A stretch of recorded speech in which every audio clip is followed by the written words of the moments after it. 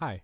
So in order to remove a background that is not green screened in Premiere Pro, what you're gonna do is you're gonna open your Premiere Pro, obviously. We're gonna create a new project. We'll just call it test1, create, and we're gonna import some footage. Let's say this drone footage that I have here. And let's see a good shot. Let's say from here. So this rising shot here. From here to here. Let's say we want that. Drag it in. Make a new sequence. Oh. Well, if we just drag this video in. Oh, sorry. This is my toolbar. It just got extended. If you drag it onto your timeline properly and you don't extend your toolbar like me, you're gonna get a new sequence with this video. Let's say we want to remove the sky here and we want to put something else in the background. What we can do is go to effects, go to color key. Now this is the same process basically for removing green screen video, but you're just gonna pick a different color this time. So in the color key video, you can pick the sky,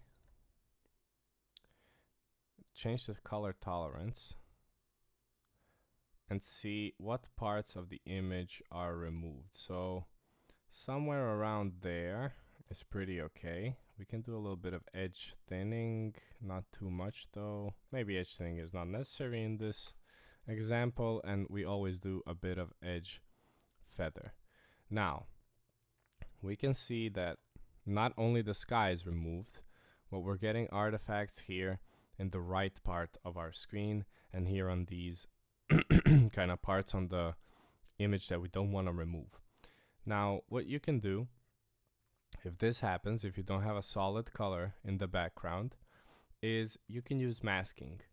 So masking tells the program which part of the image you want to affect with your effect.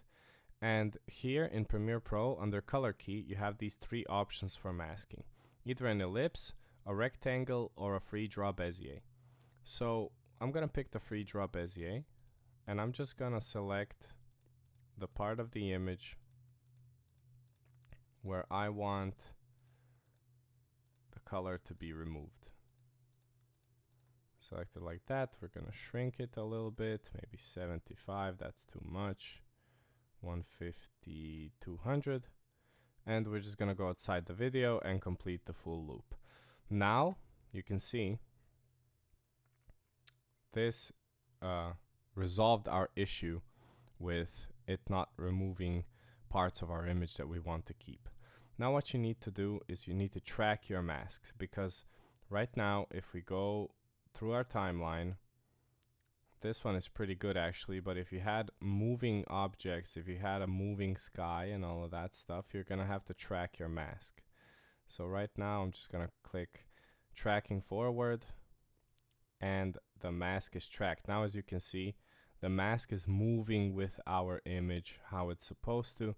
You're not getting any tracking, and then you can go ahead and drop in an image. I'll just grab a random image. You can put your layer above, drag in your image, and now the image is too small, but if we scale it, now your background is removed and you can place whatever you want in the background, just like that. With more complicated shots, you're maybe gonna have to do more masking, more tracking, and maybe a few animated keyframes here and there to keep your mask on point and on the areas that you want your color to be removed from.